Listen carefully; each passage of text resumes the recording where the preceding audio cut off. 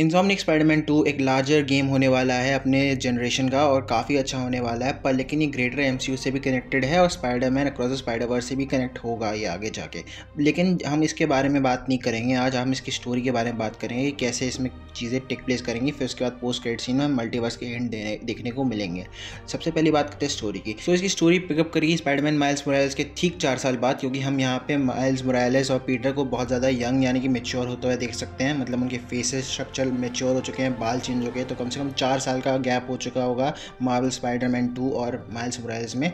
तो देखते हैं कि आगे चल के इसमें स्टोरी के बारे में क्या मेरी राय है। तो सबसे पहली चीज़ होगी तो हैरी और पीटर की स्टोरी पे फोकस किया जाएगा। यहाँ पे जो हैरी का जो एम है, जो हमें जो इवेंट्स देखने को मिले थे, अगर आपने स्पाइडरमैन 1 खेला होगा तो साइड क्वेस्ट होगा एक हैरी का, जहाँ पे हैरी ये कहता है कि हमें वर्ल्ड को चेंज करना है और हमें सबको क्योर करना है। तो यानी कि स्टोरी में जो हैरी और पीटर के बीच में एक रिलेशन दिखाया जाएगा और वो स्टडी करेंगे कि लैब में स्पेसिमेंट के साथ जो है वेनम।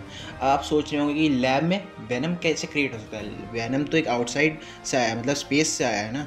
पर लेकिन मैं ये नहीं कह रहा हूँ कि वेनम जो है लैब में क्रिएट हुआ है। दरअसल जो ये वेनम का एक पास्ट है इसमें, जो हमें दिखाया जाएगा कि जैसे कि जो ऑस्कॉप को ये वेनम पहले मिला था पास्ट में, जब हैरी ऑसबॉर्न इस पर रिसर्च भी कर रहा होता है और जिसकी वजह से वो इन्फेक्ट हो जाता है इस वेनम से। तभी तो जो नॉर्मन ऑसबॉर्न है वो मेयर बन जाता है और सारी करप्शन करके सारे पैसे लगा के अपने हैरी को ठीक करने के लिए लग जाता है, जिसकी वजह से बहुत ज़्यादा इवेंट क्रिएट होता है, जो स्पाइडरमैन 1 में हमने देख लिया था, जो डॉक्टर ऑक्टेवियस बताना चाह रहे थे।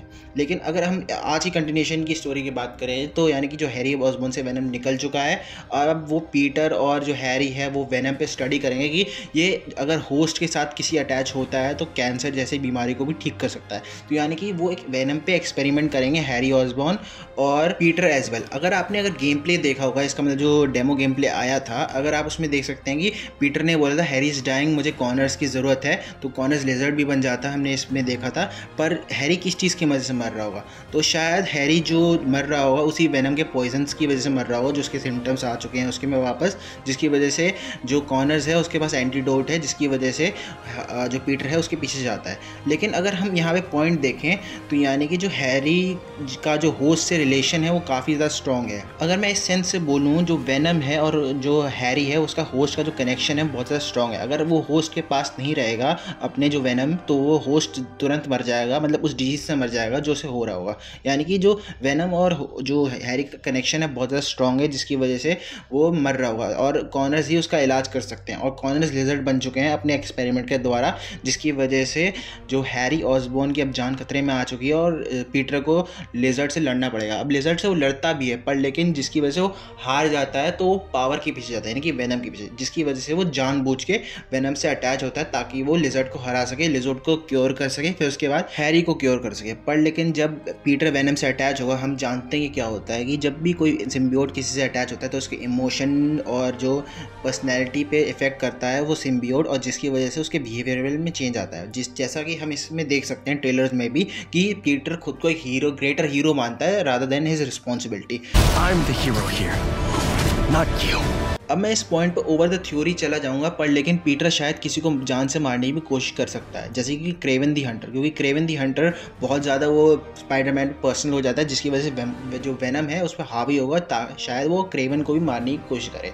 पर ऐसा मैं क्यों कह रहा हूँ, क्योंकि इस वाले पीटर ने अपनी आंट मे को खो दिया, अंकल बेन को खो दिया और अपने दोस्त से अलग हो गया, इसके साथ कुछ भी अच्छा नहीं हो रहा। तो ये वेनम का जो होस्ट है उसे कन्वे करेगा कि तुम क्रिमिनल्स को मारना शुरू कर दो rather than putting them in jail. इस तरह के जो पर्सनैलिटी चेंज आएगा पीटर में बहुत ज़्यादा खतरनाक हो सकता है, जिसकी वजह से हमें आगे चल के पीटर का ऐसा भी रूप देखने को मिले कि वो सबकी जान लेने के पीछे पड़ जाए।